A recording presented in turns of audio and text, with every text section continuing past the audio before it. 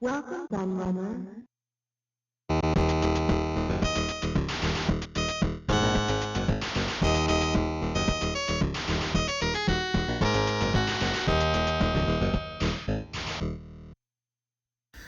Hello everybody, Kieran aka The Laird here, and I've got a hardware review for you this week, and this might not seem like anything special, but it actually is, and I'm going to quickly explain why this is somewhat of a special hardware review.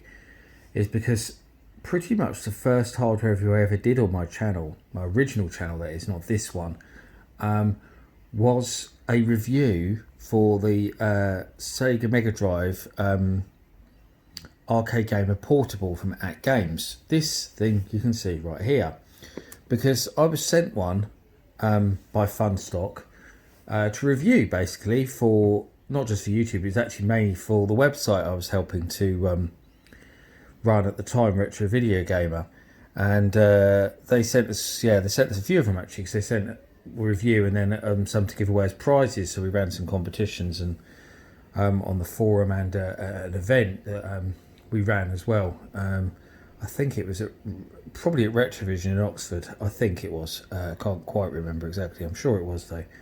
Where that was the prize. And and I wasn't that impressed with it. I'll just say that out the bat. And because I wasn't that impressed with it, Funstock weren't very impressed with me, and they got really upset that I didn't give it a good review and said they'd never send me anything again, which was actually quite funny at the time, to get that kind of reaction. But I wasn't willing to lie in a video just to get more free stuff from them. Sorry, but that's how it goes. I've got morals. But yeah, anyway, but that video did really, really well. And in fact, my original YouTube channel, at that time, I didn't have that many videos on it. YouTube was something I did occasionally, even more of a hobby than it is these days. It was just something I did occasionally when I had a bit of spare time and I thought about it, kind of thing. You know, it wasn't really any focus put on it at all. And it was that video that I kind of got people watching my channel, I suppose, more than anything. I started to pick up subscribers. It's one of the things that made me think, oh, well, maybe I should actually put videos up on a more regular basis. And it did exceptionally well. I mean, on my old channel, it was one of my most popular videos by far. In fact, for a long time, it was my most popular video. It wasn't until I started doing the documentary stuff, when I really started, running it as a serious YouTube channel, that I had any videos that surpassed it, which is quite amazing, really. But yeah, I mean, people seem to really like it. I got quite mad in it, and I swore a lot, which meant that Google wouldn't monetize the video when it did come to monetizing my channel. They wouldn't let me monetize that video because they said it had too much bad language in it, which again is quite funny, because I'm sure people like the Angry Video Game Nerd don't have a problem monetizing their videos, and they're full of bad language. But there we go. So I'm coming back to it, and in a way, this is going to be better because I'm doing it in a better way. But also because I've added something to this, which in the form of an SD card, which I never had in the original video. So we'll go into that in due course as we look at it. I was going to show you the box, but I can't find the bloody box for it anywhere. I've looked everywhere. I can only weirdly find the box for this one, which is a different model, but this one actually has Master System games on. But it's quite interesting because there is loads of different models of this. There's one that's white, and there's one that's red like this, that has 3 buttons. And then there's these 6-button ones, which I think are only in white and blue. I don't think there's a red 6-button one. I think the red ones were only the 3-button ones. They have different game selections on them, and they were promoted in different ways. Because there's one I think that's promoted with Street Fighter 2, which I think is the white one. I think was promoted with Street Fighter 2 at one point. This one was a Streets of Rage special edition. It was promoted as, because it had Streets of Rage in it, obviously. But all the usual suspects in terms of games, and obviously all only Sega stuff built into it. I'm trying to remember how many games it has on it, but we'll have a look in a minute because the menu will show. But yeah, I mean, I've looked at the Master System one on this channel before separately. So if you do want to go and check out the Master System one, I'll put a link to it. Master System was actually alright. I prefer it to the Mega Drive one. mainly because the emulation is much better. But you'll find that out in due course as we look at the Mega Drive one.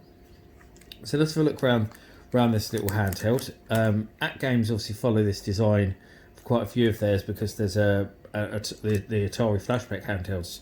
The original version has quite a similar design as well.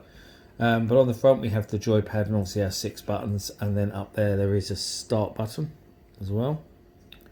And on the left hand corner there's another button which says menu. So that takes you back to the main menu. On the back we've got a battery door, but it's rechargeable, so you've got the power supply thing there. And we've got also up there, we've got a power light, we've got AV outs. You can connect it to a TV with a cable, though the quality isn't particularly good. Volume, obviously. On the bottom we've got our on off switch and headphones. So there we go. Let's turn it on then.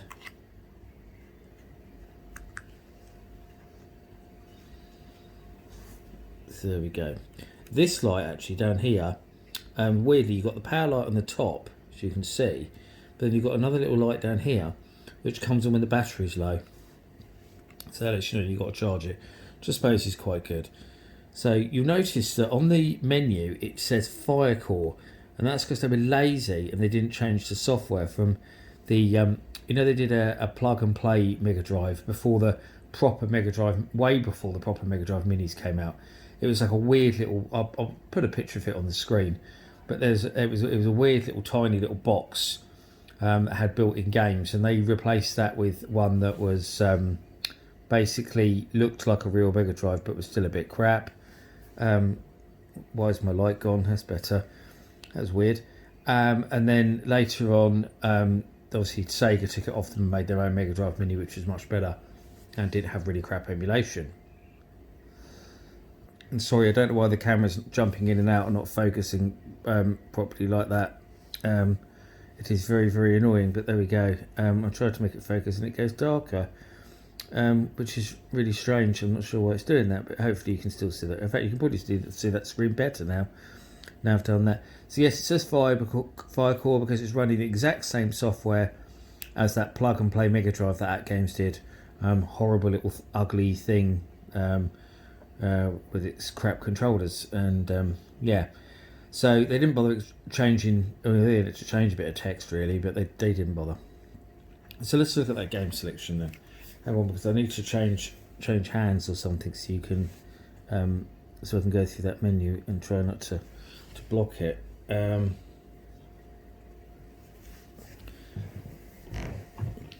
not really a way I can do this without blocking the screen. Maybe if I do it sideways like that. That's better, isn't it?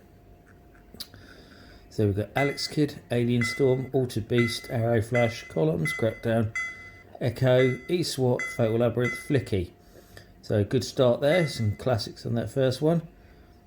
Streets of Rage and Streets of Rage 2. Sonic 1, Sonic 2, Sonic Spinball, Sonic and Knuckles, Shinobi 3, Shadow Dancer, Duel Master, Golden Axe. Loads more classics, really, really good selection there.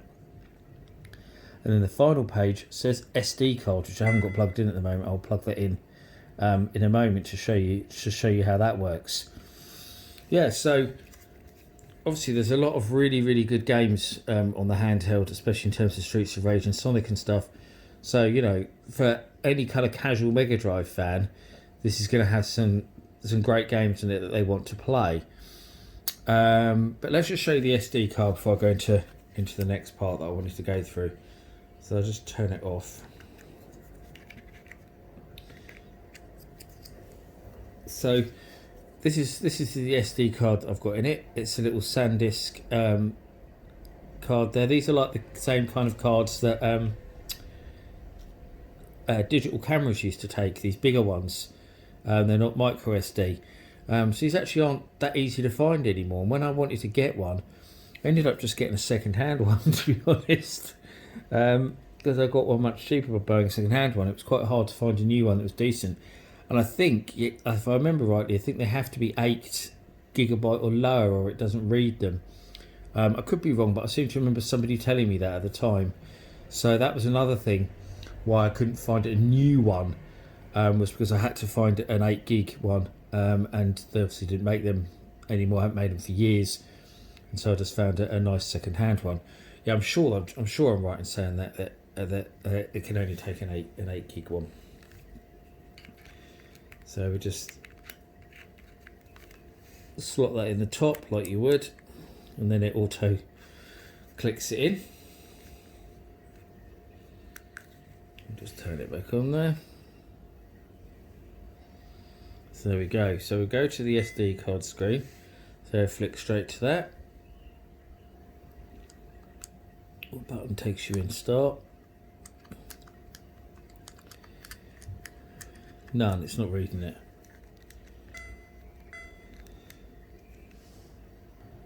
Right, there we go. It's just been really finicky for some reason. It is start that takes you into it. But for some reason that wouldn't work before. So I took the SD card out, put it back in again, and now it's reading it fine. So now it goes into a yellow menu like that. And you can see the games there. So you've got see just odd stuff that I've put on it. All sorts of stuff really. Mainly full of games that I wanted to play, because you see at the bottom it says 3 of 11. So it's limited in terms of how many games you can put on it. It will only go up to 11 pages, and it's at 10 per page. 1, 2, 3, 4, 5, 6, 7, 8, 10. 10, yeah. So you are restricted in terms of how many games you can put on it. 100, 110. So yeah, weird restriction, but there we go. I had to carefully select what I wanted to put on it, and there are odd games that don't work as well. It's not got full compatibility. I can't remember offhand, apart from Virtua Racing, which doesn't work on a lot of things. I can't remember what else there was, but there was other ones that for some reason it wouldn't read at all. But obviously that works in the same way. You just use the joypad to go up and down, but obviously there's no pictures of anything. But yeah, you can see all the stuff I've put on it. There's Double Dragons on there. Game Ground, which weirdly wasn't on here already, even though it's a Sega game. So with G-Lock actually, Guts of the Heroes. There's some Sega games that weren't on this version, but I think there were later versions of it. So you can just show you some of the stuff I put on there. Robocop vs Terminator, Volified, one of my all-time favourites. Zero Wing there. Zool, Gauntlet. That last page was full, so maybe it was less than that you could put on it. I don't remember the exact number. I think it's about 100. They was the maximum you could put on it. So there we go. But we're going to go back to the main menu, because I want to show you the actual problems with this. Now I'm going to use the same thing I used in the original video that I did to show you why this thing is so terrible. Is because the emulation is just abysmal really on this, to be honest. Apart from the things that don't work, the main biggest issue is the audio is just horrific. It is painful, and nothing shows how bad the audio is better, I don't think, than Streets of Rage. Because we all know that the Streets of Rage games are known for their amazing soundtracks, and the opening music for Streets of Rage is possibly one of the best pieces of music in a video game ever. But you want to hear it not being one of the best pieces of music in a video game ever, and you want to hear it as if it's been played by a mute deaf person with broken hands on a Bontempi keyboard. Then this is going to show you how that would sound. If I can get it to start. I'm sure you just press start. Oh, there we go, it's working now.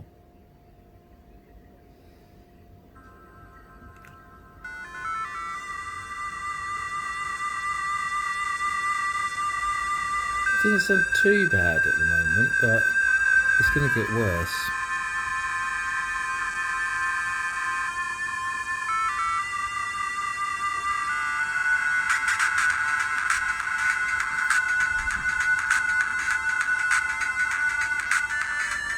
Starts to go out of tune. That's going horribly out of tune.